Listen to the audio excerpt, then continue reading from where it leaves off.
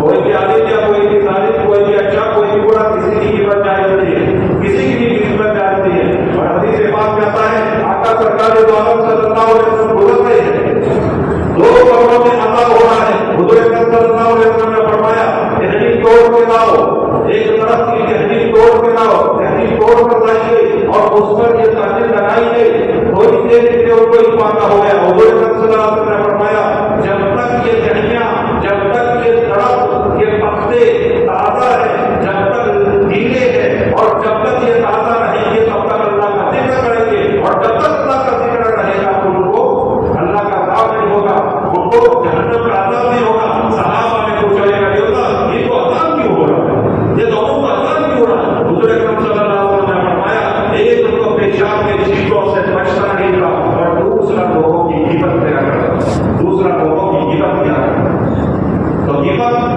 قبر کے عذاب کا سبب ہوتا ہے اور ہم غیبت کو کچھ نہیں سمجھتے۔ غیبت عام ہوتی جا رہی ہے، عام ہوتی جا رہی ہے۔ چھوٹے سے لے کر بڑا آدمی، بڑے سے لے کر اچھا آدمی، اچھا سے لے کر بوڑھا آدمی، عالم ظالم ہر آدمی میں ہوتا ہے اور غیبت کو معمولی چیز سمجھتا ہے۔ باتوں باتوں میں غیبت، باتوں باتوں میں غیبت، باتوں باتوں میں غیبت۔ حدیث پاک میں آتا ہے کہ غیبت نیکیوں کو ایسے ختم کر دیتی ہے جیسے آگ لکڑی کو ختم کر دیتی ہے۔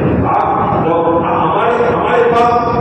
ہمارے پاس بہت ساری لکڑیاں ہوں اور ڈھیر کے ڈھیروں بڑے ڈھیر لگائے ہو، ایک دیوار کی جس کو کیا دیوار ایک سلائی کی کام جلانے کے لیے ایک سلائی کافی ہے۔ تھوڑا سا جھوٹ بول تو سارے کے سارے ثواب ختم ہو جاتے ہیں، سارے کے سارے نیکیاں ختم ہو جاتی ہیں۔ اس لیے ہمیں اس چیزوں سے بچنا چاہیے۔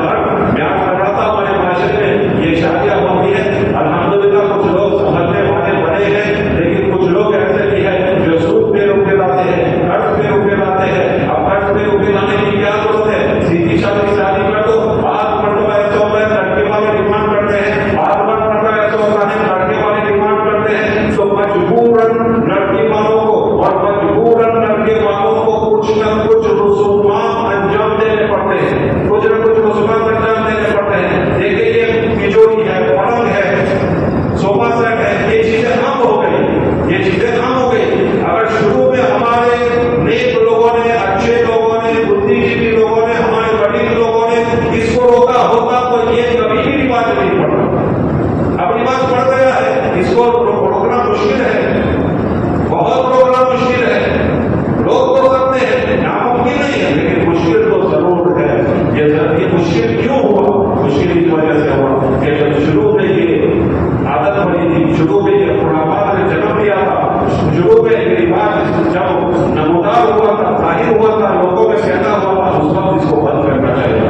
چلو ٹھیک ہے، یہ شروع ہو گیا، لیکن آگے کوئی چیز نہ بڑھے اس کی فکر کرنی چاہیے، آگے کوئی چیز نہ بڑھے کوئی فکر کرنی چاہیے۔ اور فکر کرنے کے لیے ہمیں زمین لیول پر کام کرنا پڑے گا۔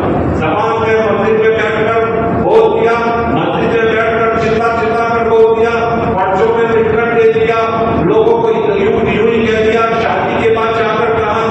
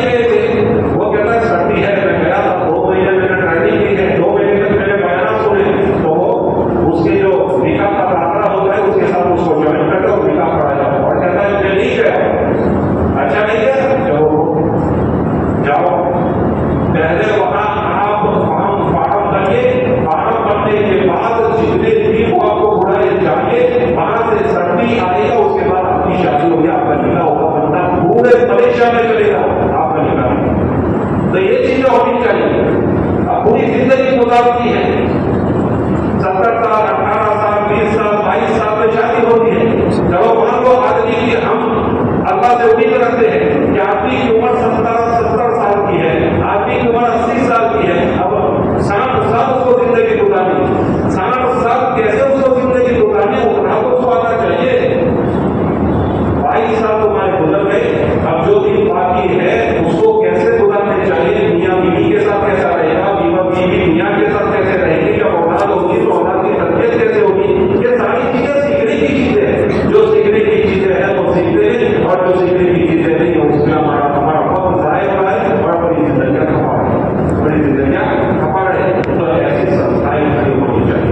इंशाल्लाह ये संस्थाएं खड़ी कब होगी, आपका साथ साकार होगा। उम्माए किराम अकेले कुछ नहीं कर सकते, दावत को तबलीग के साथ अकेले कुछ नहीं कर सकते, हम सब मिलकर एक कदम उठाएंगे तो इंशाल्लाह हमारे माशरे से बुराइयां खत्म होगी और हमारे माशरे में एक जागृति पैदा होगी, बेदारी पैदा होगी, एक इनकलाब पैदा होगा और हमारा माशरा इस्लामी माशरा बनेगा। और ऐसा माशरा बनेगा, ऐसा माशरा बनेगा कि इंशाल्लाह हर एक को सुकून मिलेगा, हर एक को इत्मीनान की जिंदगी मिलेगी, हम अमान की जिंदगी मिलेगी। इस तरह के नबी सल्लल्लाहु अलैहि वसल्लम ने फरमाया, अपने अंदर अच्छे अखलाक बनाओ, लोगों के साथ अच्छे अखलाक से पेश आओ। और लोग कहाँ, मुसलमान नहीं कहा, काफिर नहीं कहा, मुसलमान खाली नहीं कहा, हर एक के साथ, चाहे वो मुसलमान हो, चाहे हिंदू हो, चाहे काफिर हो, चाहे ईसाई हो, चाहे नसरानी कोई भी हो, चाहे सिख हो, ईसाई कोई भी हो, हर एक के साथ हमारा अच्छा सलूक होना है। और इस्लाम पहलेगा भी अच्छे अखलाक से। जिसके अखलाक अच्छे होते हैं उसकी दुनिया में भी इज्जत होती है, आखिरत में भी इज्जत होती है। हदीस करीब को करीब हदीस अल्लाह के नबी सल्लल्लाहु अलैहि वसल्लम ने फरमाया, अल्लाह के दरबार में दो शख्स को हाजिर किया जाएगा, एक की दोनों की नेकियां बराबर होगी और दोनों की नमाजें बराबर होगी, दोनों की ज़कात बराबर होगी, दोनों के हज बराबर होंगे, दोनों की तस्बीहात बराबर होगी, दोनों के हज दोनों के सदका व खैरात बराबर होंगे, दोनों सब कुछ बराबर होगा, सब कुछ बराबर होगा, रोज़ भी बराबर होंगे।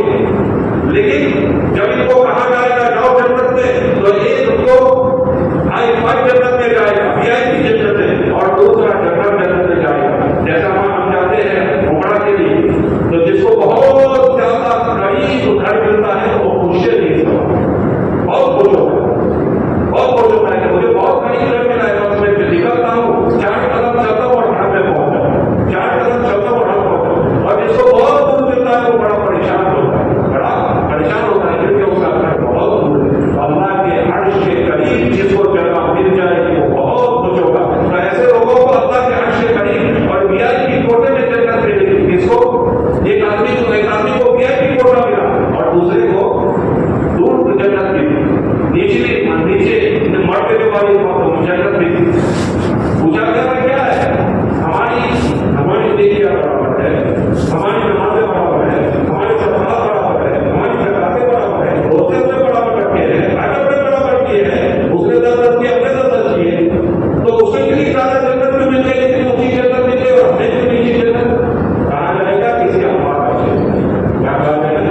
इसके अखलाक अच्छे थे। अखलाक अच्छे होने की वजह से अल्लाह की अर्श के नीचे एक हदीस में आया है कि मीज़ान के ऊपर एक आदमी का खड़ा हो, कभी यूं होगा, नेकियां ऊंची चली जाएगी, गुनाह नीचे आ जाएगी, कभी गुनाह ऊपर चले जाएगी, नेकियां नीचे। ये वो परेशान हो, पसीना क्या हो अचानक एक बादल आएगा, बादल नेकियों के पढ़ने में गिरेगा और नेकियों का पढ़ना नीचे हो जाएगा। परिचय से पूछेगा ये क्या हो गया, अभी तो कैसे ऊंचा नीचे हो, ये क्या हो गया, कहाँ? और ये बादल कौन सा है? ये बादल तेरे अखलाक है, तेरे अखलाक में